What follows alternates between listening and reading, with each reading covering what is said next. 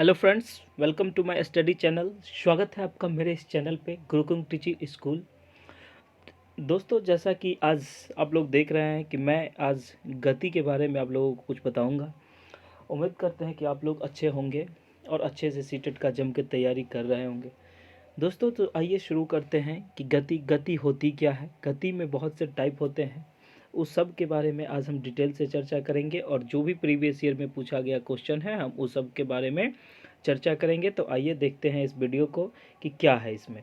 तो सबसे पहले बात करते हैं गति। तो आप ये पहले अनुभव कीजिए कि आप अपने डेली लाइफ में कुछ वस्तुओं में गतिशील अवस्था में देखते होंगे। ठीक है, गतिशील अवस्था में जैसे आपने देखा होगा कभी कि देखा होगा कभी, क्या डेली देखते हैं आप लोगों ने देखा होगा मोटरसाइकिल को चलते हुए। मोटरसाइकिल का चलना ये गति का होता है। उसके बाद हवाई जहाज़ का उड़ना, पक्षियों का उड़ना, ये सब क्या है, सब गति का ही ये है एग्जाम्पल है। उसके बाद आप मछलियों को तैरते देखे होंगे, वर्षा की बूंद को ज़मीन पे गिरते देखा होगा।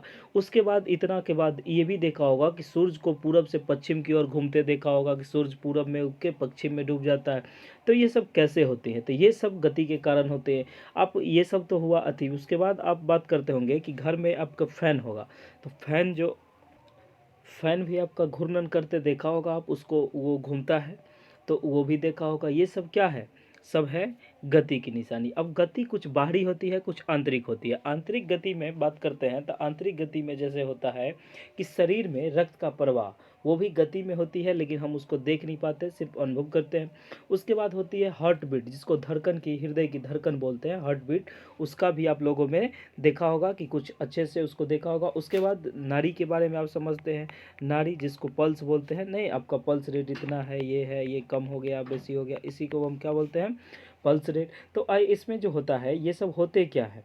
तो अब देखिए, सबसे पहले आप समझिए कि गति के बात करने से पहले जैसे कि हम अभी बात करते हैं कि जिस प्रकार सुख की कल्पना हम बिना दुख के नहीं कर सकते, अच्छा का आभास हम बिना बुरे हुए का नहीं कर सकते, रात का अनुभव बिना दिन का नहीं होता, तो ठीक उसी प्रकार गति का अनुभव विराम के बिना नहीं होता। तो सबसे पहले हम बात करते हैं कि विरामावस्था क्या होता है, जिसको कि हम रेस्ट बोलते हैं, ये होता है विरामावस्था। तो दोस्तों शुरू करते हैं कि विरामावस्था क्या होता है। तो विरामावस्था होता है जब कोई वस्तु समय के साथ स्थान में कोई परिवर्तन नहीं करता हो। क्या हो, जब कोई वस्तु समय के साथ स्थान में, जैसे मान लीजिए कि ये एक टेबल है, इस पे मैंने एक बॉल रखा, ऐसे करके रख दिया, और ये बॉल मैं जब तक हटाऊंगा नहीं तब तक ये ऐसे ही रहेगा।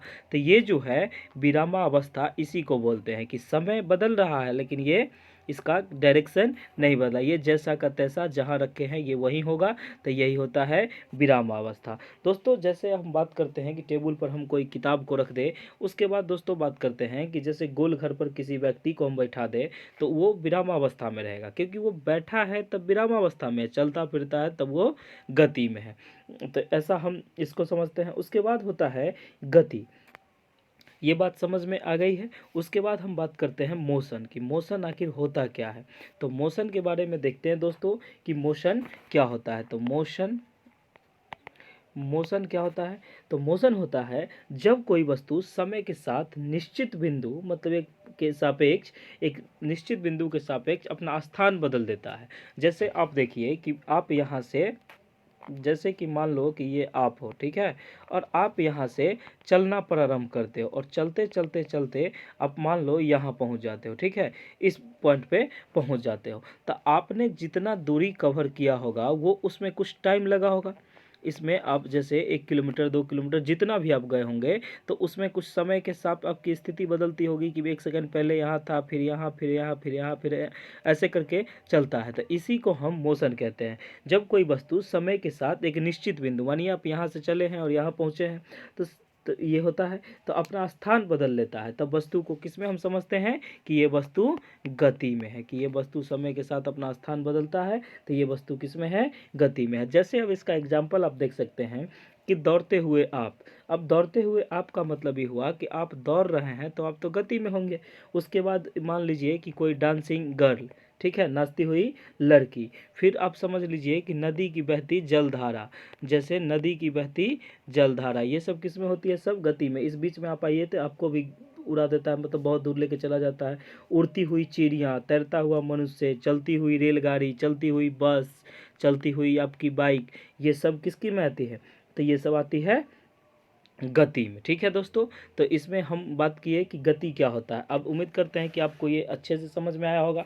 अब एक बात आप याद रखिए कि विरामावस्था और गति अवस्था एक दूसरे के सापेक्षिक होते हैं, सापेक्षिक होते हैं। सापेक्षिक मतलब रिलेटिव होते हैं, एक दूसरे से रिलेटिव होते हैं। ठीक है, अब रिलेटिव होती है तो वो कैसे होते हैं? तो इसका मतलब ये होता है कि जब चलती हुई रेलगाड़ी के अंदर कोई यात्री खिड़की के बाहर देखता है तो उसको लगता है कि बाहर का जो भी चीज़ है सब क्या है? गति में है।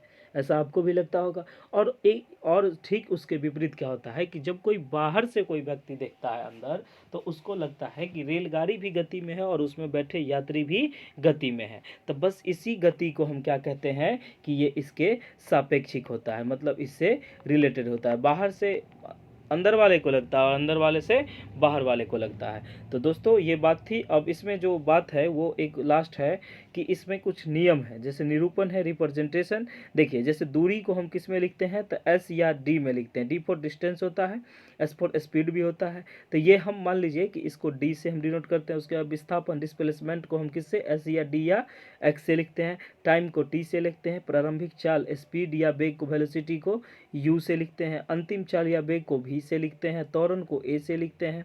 वृत्त की त्रिज्या को आर से लिखते हैं। तो उम्मीद करते हैं कि ये वीडियो आपको अच्छे से समझ में आई होगी।